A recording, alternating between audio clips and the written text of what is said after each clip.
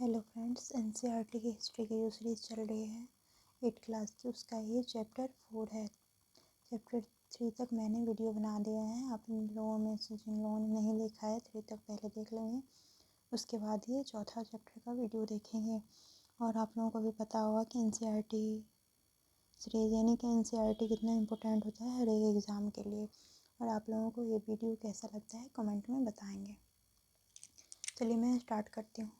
चौथा चैप्टर में इसका हेडिंग जो है आदिवासी दीकू और एक स्वर्ण युग की कल्पना के बारे में बताया गया है।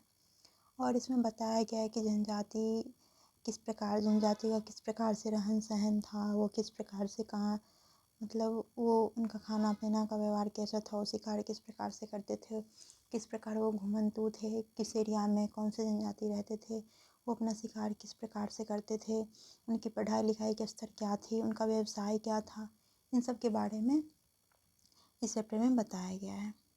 इसका पहला और इस चैप्टर में जो इस चैप्टर से इम्पोर्टेंट क्वेश्चन निकला है वो क्वेश्चन का मैंने नोट बनाया। और इसके बाद एक दूसरा सीरीज चलेगा जिसमें कि पूरे बुक से मैं डिटेल पूरा कहानी की तरह ये चैप्टर बताऊंगी, हर एक चैप्टर बताऊंगी।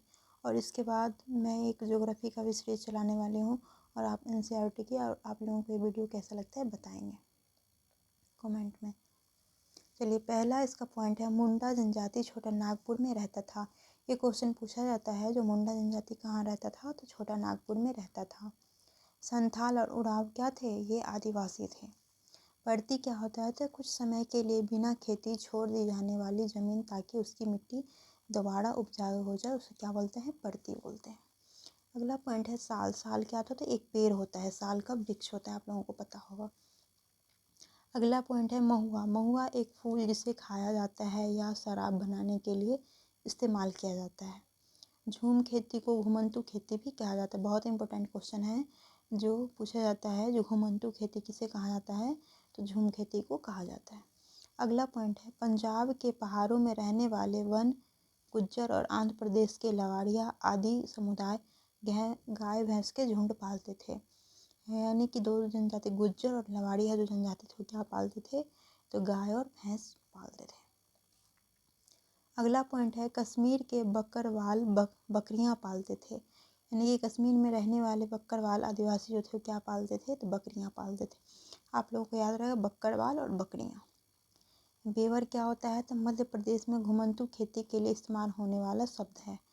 यानी कि मध्य प्रदेश में घुमंतू खेती के लिए जो शब्द का इस्तेमाल किया जाता था उसका नाम था बेवर। घुमंतू खेती गुजरात के बहुत सारे वनों में अभी भी जारी है।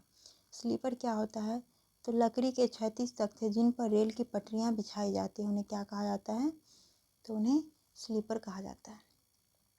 अब है बिरसा मुंडा के बारे में। बिरसा मुंडा का जन्म 1870 के दशक के मध्य में हुआ था। उनके पिता क्या थे, गरीब थे।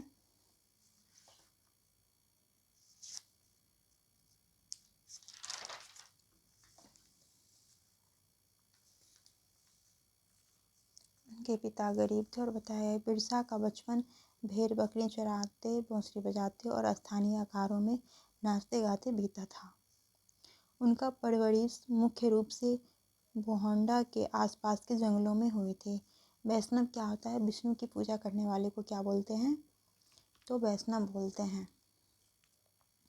उसके बाद है सफ़ेद झंडा जो था बिरसा मुंडा का प्रतीक था। 1900 में बिरसा मुंडा की मृत्यु हैजा से हो गई थी। और आप लोगों को ये सीरीज़ कैसा लगता है एनसीईआरटी हिस्ट्री की, आप लोग कमेंट में बताएंगे।